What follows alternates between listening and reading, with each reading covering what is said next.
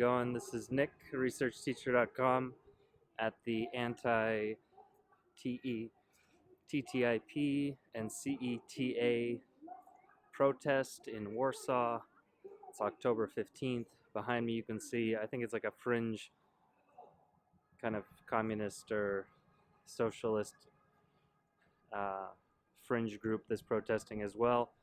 The main protest part you'll see in the videos that I put either before or after this clip. And yeah, that's basically it. This is Aleje Ujazdowskie in Warsaw. The Belvedere Palace is just ahead of me, where the president has his formal meetings. And so the protests are against the internationalist trade agreements that are being negotiated between the United States and the European Union. People are very much against these agreements for various reasons. And I think the primary reason that everyone can agree on is that they are confidential, they're secret, the negotiations aren't open. They don't even produce paper or electronic copies of these agreements anymore. They have secret rooms where you have to have a security clearance to go in to review the agreements. You can only bring in some note paper, of course, no cameras or anything. So this is very much something that's hidden from the public, and that's why people are angry about it. People are angry that major corporations are the ones who have the primary access to the lawmakers who are deciding these things. And some people are against the GMO aspect, the genetically modified organisms, which would probably enter into the European market if American companies had easier access to Europe.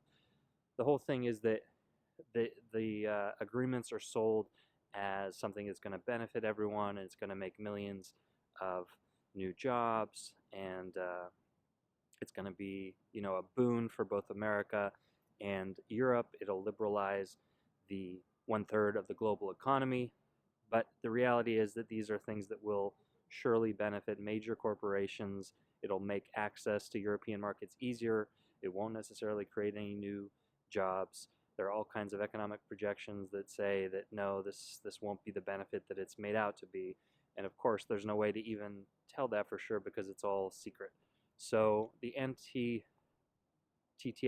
and CETA protests are, in my view, continuations of the general anti-globalization, anti-internationalist, globalist mood that is going on in the world in these very historic days. Of course, we had Brexit, which was an anti-European Union overarching influence on British life movement. You can say the candidacy of Donald Trump is also a manifestation of that, the anti-globalist, anti-establishment movement. So yeah, I think people have a lot of things to be frustrated about. In this case, it seems like the primary people are on the political left as far as being against these trade agreements, people who are here in person, but I think it's quite a bipartisan opposition to globalization, and I think rightly so. I think people have a right to decide what their country is going to be like, and there shouldn't be a unelected bureaucratic elite that makes these decisions for people. So that's my take on it. I will add some video and photos and things so you'll see some more of what the protest looks like. And until next time, this is Nick signing off from Warsaw, Poland. researchteacher.com. Bye. Szanowni Państwo, mój protest tutaj był w 2008 roku przed ministerstwem dotyczący upraw genetycznie modyfikowanych i nie myślałam, że teraz, kiedy jeszcze jestem rolnikiem, nie jestem na emeryturze, będę musiała znowu protestować.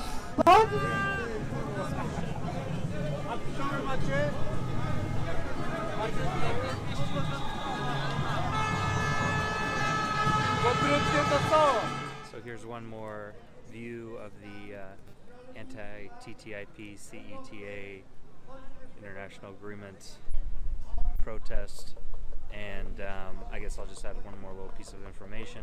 Of course, Poland is a highly agricultural country. There are over 1.5 million, from what they've said, agricultural endeavors. I don't know what the best word is for that, but small farms, small things like that. A lot of them family owned. So any international trade agreements would definitely have a negative impact on those small family farms.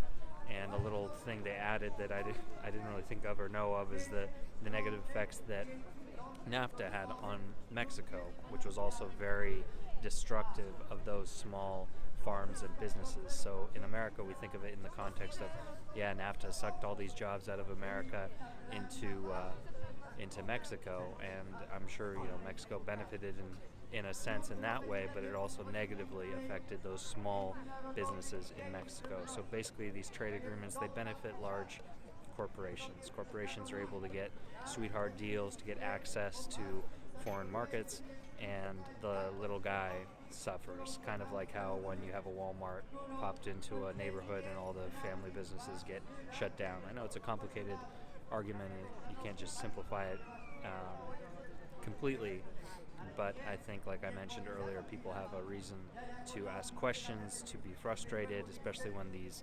negotiations and agreements are kept secret. Signing off again, Nick in Warsaw.